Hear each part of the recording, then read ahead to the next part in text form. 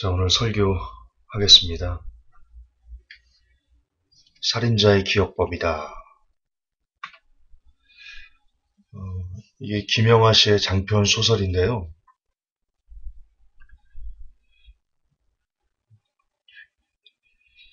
공포 소설입니다. 굉장히 스피드하고 무섭습니다. 주인공이 젊었을 때 많은 살인을 했습니다.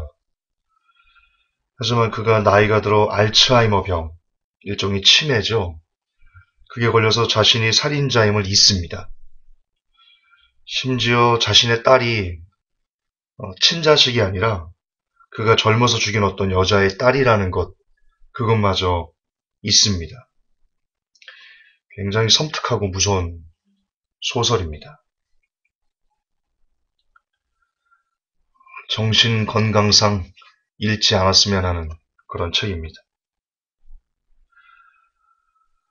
그런데 왜 이 책을 소개하냐? 소개하는 게 아니고요. 이 책이 참 무섭거든요.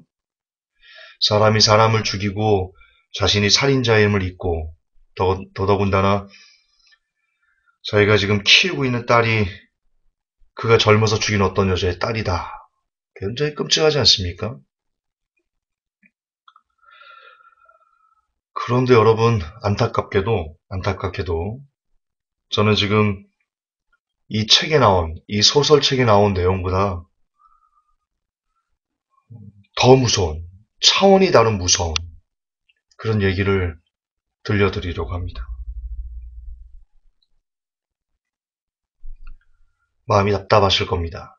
얘기를 들으시면 마음이 답답하실 겁니다. 그리고 지금 이제 들려드릴 이야기는 소설이 아니라 실화입니다.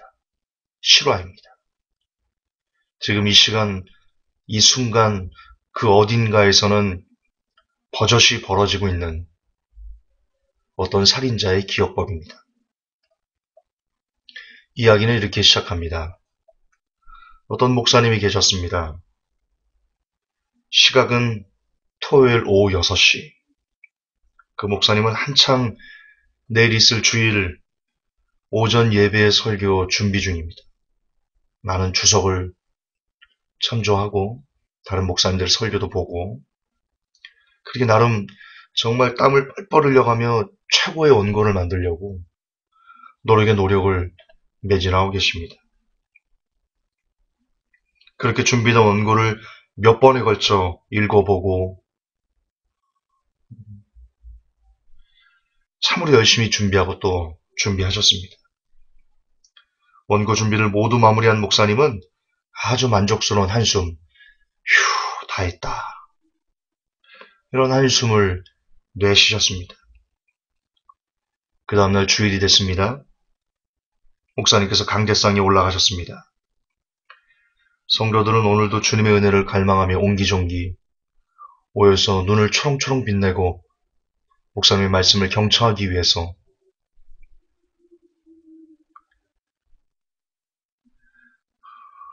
조용히 앉아 있었습니다. 성도분들의 눈동자는 영혼의 구원을 얻겠다는 열망으로 아주 가득 차 있었습니다. 그처럼 보석처럼 빛나는 성도들의 눈을 지그시 바라본 목사님이 드디어 입을 열어 설교를 시작하셨습니다. 성도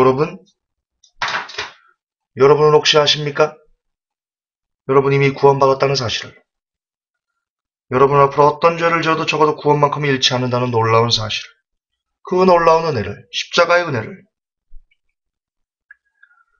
목사님은 1시간 동안 그 역시 눈을 별처럼 빛내며 구원의 도를 성도들에게 말하고 또 강조하고 또 강요했습니다. 이렇게 말입니다. 여러분들의 구원은 절대로 취소될 수 없다. 여러분들의 구원은 영원합니다.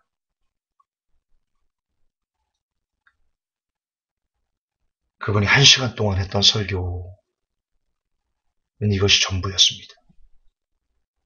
마치 주입식 교육을 하듯 강요하듯 목사님은 성도들에게 여러분은 무슨 죄를 지어도 구원을 잃어버리지 않는다고. 절대로 하나님께서 여러분을 놓지 않으실 것이라고. 그렇게 마치 쇠뇌시키듯 성도들에게 각인시켰습니다. 아까도 말씀드렸지만 지금 여러분이 사진으로 보시는 이 김영하 씨의 장편소설 살인자의 기억법은 소설입니다. 소설이란 사실이 아니라는 거죠. 허구라는 겁니다. 그러나 제가 방금 위에서 말씀드렸던 어떤 목사님과 성도들의 이야기는 100% 사실입니다. 예전에도, 저번 주에도, 이번 주에도, 그리고 앞으로도 어디에선가는, 어떤 교회에선가는 분명히 일어나고 있을 회색빛 풍경입니다. 그렇습니다. 김영하 씨의 소설 살인자의 기억법이 이 땅에서는 한 번 곧 영원한 구원이란 비성경적인 구원론에 길들여진 어떤 목사들에 의해서 매주 현실이 되고 있습니다. 살인자의 기억법의 주인공은 치매에 걸려서 자신이 살인자인지를 모릅니다. 그래서 자신이 저지른 죄악에 대한 아무런 양심의 가책을 받지 않습니다. 마찬가지로 한 번 곧 영원한 구원에 길들은 그런 목사님들은 자신들이 그 칼빈교리라는 병에 걸려, 치매와 같은 병에 걸려 자신들이 지금 영혼을 죽이고 있는 살인자다라는 것을 모르고 있습니다. 아무렇지도 않게 살아갑니다. 아니 오히려 그것을 하나님을 위한 영광이라고 그릇되게 오해하면서 살아가기까지 합니다. 그런데 여러분 아십니까? 살인자의 기억법의 주인공은 사람의 육체를 죽였습니다. 그러나 한 번 구원 영원한 구원을 외치는 목사님들은 성도의 영혼을 죽입니다. 무엇이 더 나쁠까요? 육체를 죽이는 살인자가 더 나쁠까요? 아니면 영혼을 멸망시키는 영혼 살인자가 더 나쁠까요? 저는 개인적으로 영혼 살인자가 더 나쁜, 더 악한, 더 잔인한 살인자들이다. 저는 그렇게 믿습니다. 소설은 충격적인 반전으로 끝을 맺습니다. 저는 이 땅에도 한 번 곧 영원한 구원을 신봉하는 목사님들의 충격적인 반전이 있기를 기원합니다. 그분들이 자신이 현재 영혼을 죽이는 살인자라는 그런 죄악을 깨닫기를 원합니다. 그 죄를 기가 막히게 회개하는 반전이 일어나기를 소망합니다. 이 땅의 모든 한 번 곧 영원한 구원을 신봉하는 목사님들에게 부디 하나님의 반전이 살아생전 주어지기를, 그리고 더불어 이 땅의 성도들에게도 그동안 한 번 곧 영원한 구원을 수십 년 동안 세뇌해서 각인시켜서 살아왔던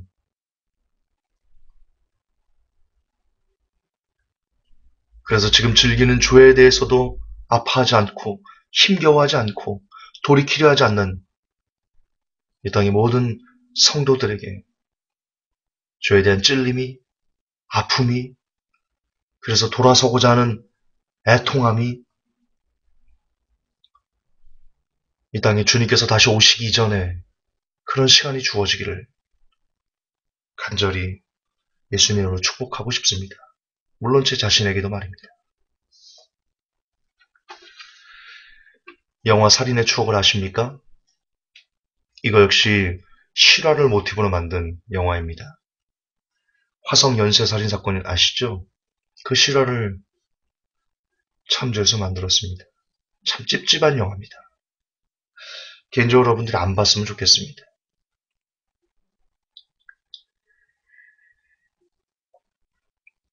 그럼에도 네이버 평점이 9점을 넘는 무척이나 대단히 엄청나게 찝찝한 그런 영화입니다. 여러분 이 영화에서 살인자는 이 박해일입니다. 영화는 강하게 암시하고 있습니다. 물론 살인자가 박해일이다 정확하게 그렇게 지적하진 않지만 왜냐하면 화성 연쇄살인 사건의 범인이 잡히지 않았거든요. 그러나 박해일일 것 같다라는 많은 복선과 암시가 깔려 있습니다. 하지만 박해일은 끝까지 자신이 살인범임을 부인하고 역시 심증은 있지만 물증이 없어서 결국 화성 연쇄살인 사건은 지금도 미궁에 빠져 있습니다. 지금은 공소시효도 지나서요. 이제는 범인을 잡아도 처벌할 수도 없습니다. 현재까지도 결과까지 현실에서의 결과까지 찝찝한 영화. 영화도 찝찝한데 현실에서의 결과도 아주 찝찝한 영화. 그게 살인의 추억입니다. 저는 개인적으로 이 영화를 보면서요. 무척 기분이 안 좋았습니다. 더러웠습니다. 더러웠어요. 무엇 때문에 더러웠냐? 영화가 어둡기도 하고요. 재미도 그닥 없어요. 그럼에도 불구하고 제가 너무 기분이 안 좋았던 이유는 제가 영화를 볼 때 박해일이 분명 범인이거든요. 그런데 박해일을 잡을 수 있는 그런 시스템이 없어요. 시스템이 없어요. 거기에 분노가 일었어요. 박해일 때문에 얼마나 많은 여성들이 잔인하게 살해를 당했는데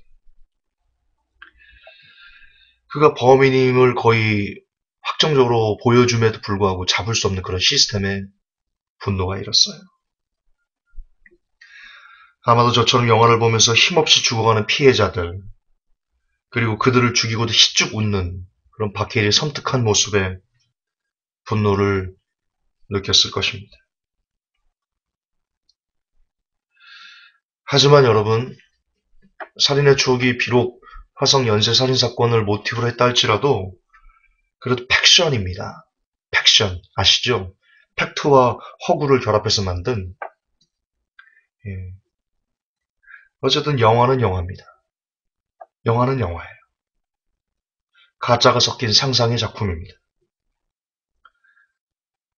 하지만 또 안타깝게도 제가 지금 여러분들에게 다시 한번 들려드릴 살인의 추억이 있습니다. 그리고 그거는 조금의 상상도 섞이지 않은 제가 알고 있는 어떤 동생의 실화입니다. 제가 알고 있는 어떤 동생의 실화입니다. 잘 들어보십시오. 그 동생에게 제가 설교를 줬습니다. 설교를 줬어요. 포르노 즐기는 구원 설교를 줬습니다.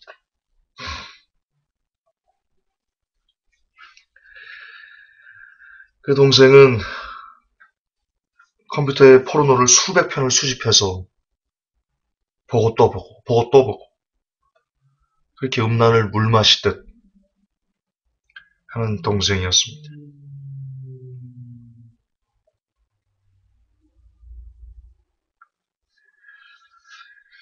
이 동생이 어쨌든 제 설교를 통해서 성경을 보게 됐습니다. 충격을 받았답니다. 성경이 이렇게 쓰여 있었거든요. 고린도전서 6장 9절 10절 불의한 자가 하나님의 나라를 유업으로 받지 못할 줄을 알지 못하느냐? 미혹을 받지 말라.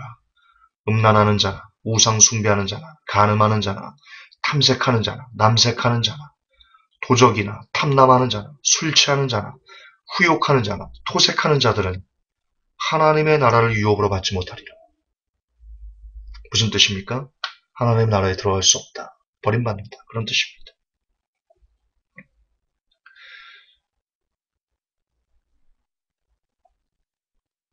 동생이 유심히 성경의 의미를 생각하며 조용히 읊조였습니다.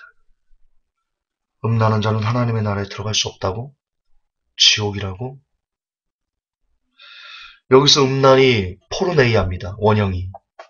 포르네이아에서 포르노가 나왔습니다.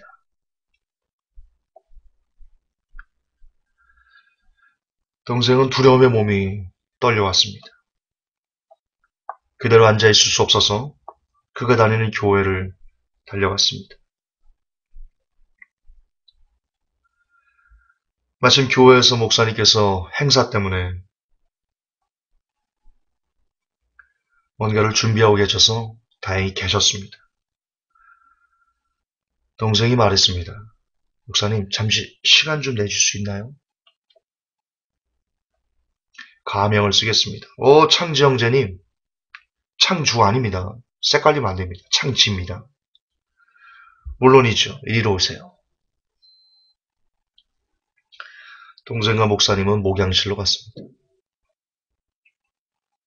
쭈루루 도자기 컵에 막 내린 원두 커피가 담겼습니다. 목사님은 커피가 다소 뜨거운지 연신 후후 불며 홀짝홀짝 마셨습니다. 묻습니다. 무슨 일이지요? 동생은 포르노를 즐겼다는 부끄러움에 다소 쭈뼛쭈뼛 말을 못하고 머뭇거렸습니다. 다시 한번 목사님의 재촉이 이어졌습니다. 형제님, 괜찮아요. 우리가 남인가요? 우리는 가족이지 않습니까? 걱정하지 말고 어서 말해보세요. 동생은 가족이란 단어에 용기를 내서 말했습니다. 목사님, 제가 실은 포르노를 많이 좋아합니다. 그런데 성경을 보니 음란하면 하나님의 나라에 갈 수 없다고 해서 이러다 지옥에 떨어질까 무척 두렵습니다. 동생의 말을 듣고 잠시 생각에 잠겼던 목사님은 자리에서 일어나 책장에 있는 곳으로 갔습니다. 그곳에서 두툼한 한 권의 책을 꺼내셨고 어딘가를 찾으시더니 동생에게 내밀었습니다.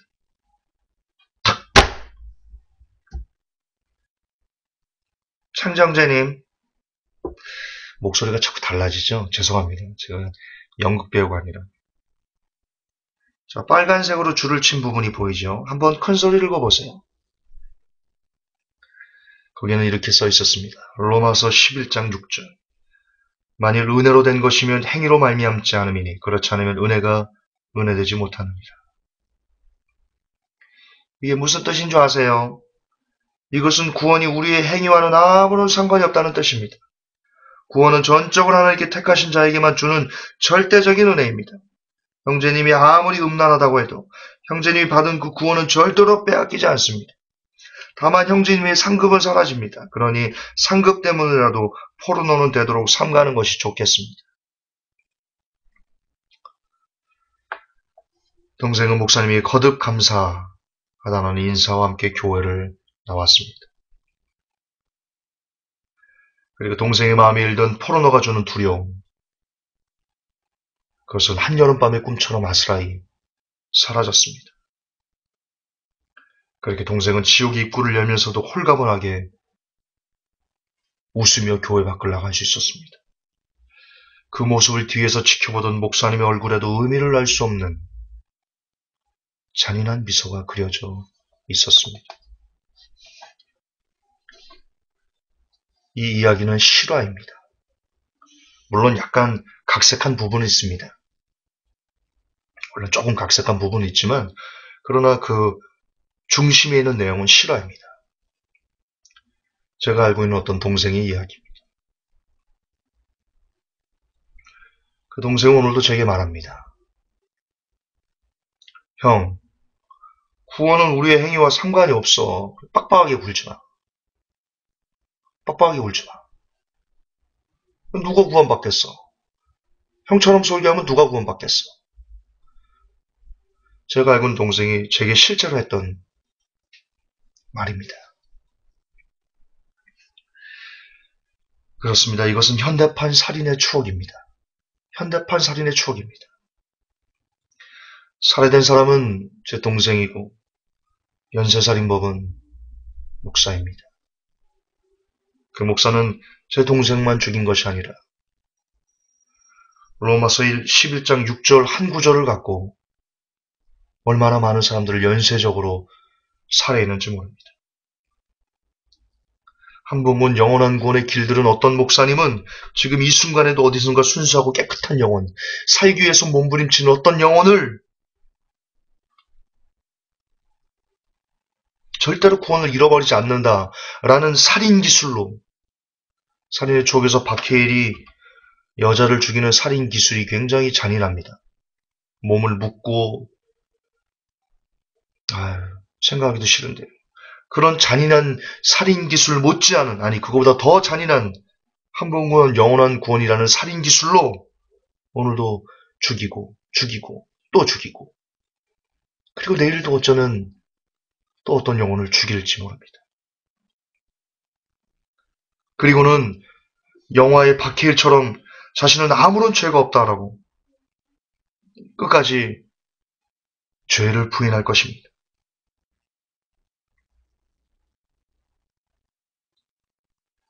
영화 살인의 추억에서 박해일이 끝내 잡히지 않은 것처럼 이 땅에 한 번 구원, 영원한 구원, 구원의 확신, 그걸로 영혼들을 살해하는 목사님들 역시 끝내 잡히지 않고 계속 어디선가 또 다른 살인을 저지르고 있을지 모릅니다. 그래서 저는 화가 납니다. 영화에서도 살인범을 어쩌지 못하고 풀어주는 장면을 보면서 울분을 토했는데 또다시 현실에서도 칼빈주의 목사들의 그들이 영혼을 난도질하는 모습을 지켜만 봐야 하는 무기력한 나의 모습에 저는 분노가 일고 억장이 무너져 내립니다.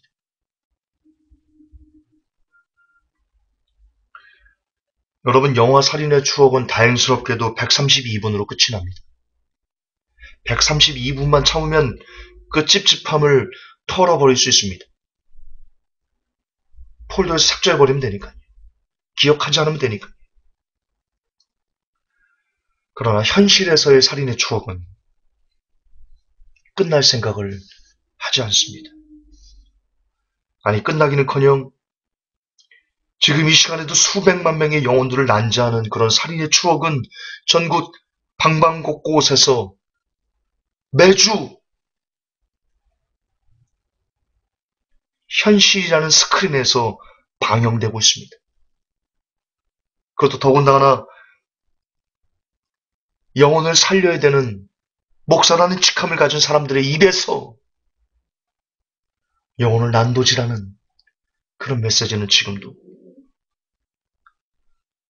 쉬지 않고 방영되고 있습니다. 생중계되고 있습니다. 그렇습니다. 이번 주도 방영될 살인의 추억, 아마도 찝찝함은 계속될 것 같습니다.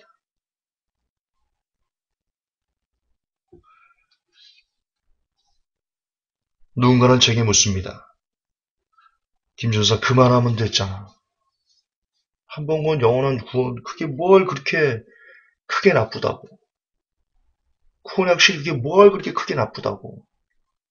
그만하면 됐잖아.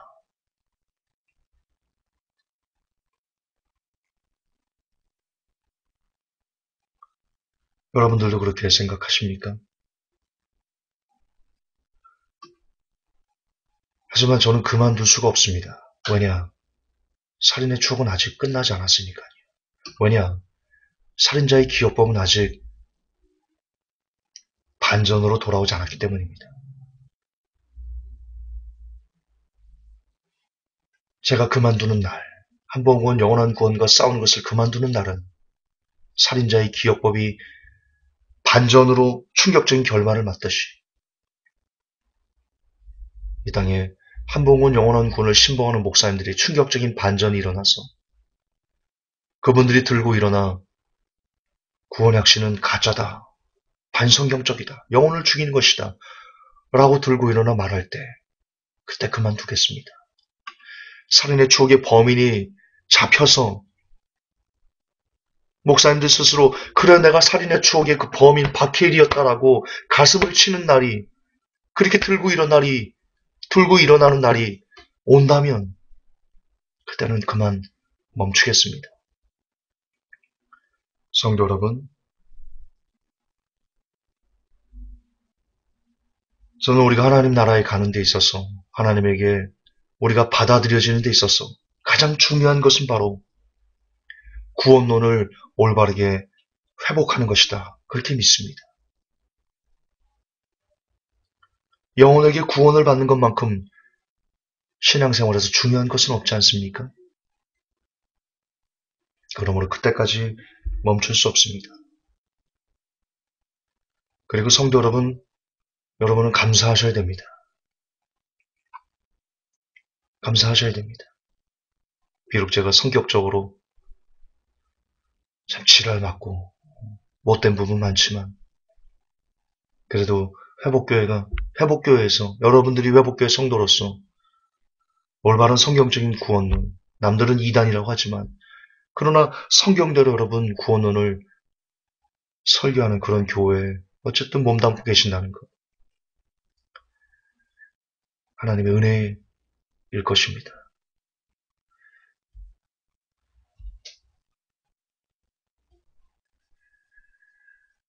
부디 여러분 박해일이라는 범인이 잡히는 그날까지 살인자의 기억법의 충격적인 반전이 오늘 그날까지 한번 온 영원한 구원의 확신과 맞서 싸우는 이 노력과 이 외침이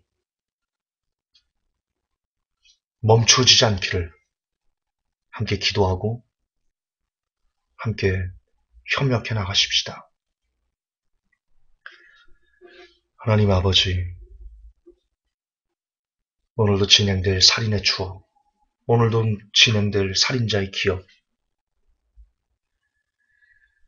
부디 충격적인 반전이 그리고 범인이 잡히게 하여 주옵소서. 그리하여 더 이상 연쇄살해당하는 영혼들이 없게 되기를, 한 명이라도 더 연쇄살인범의 손에서 벗어날 수 있게 되기를 구주 예수님의 이름으로 간절히 기도하옵나이다. 아멘.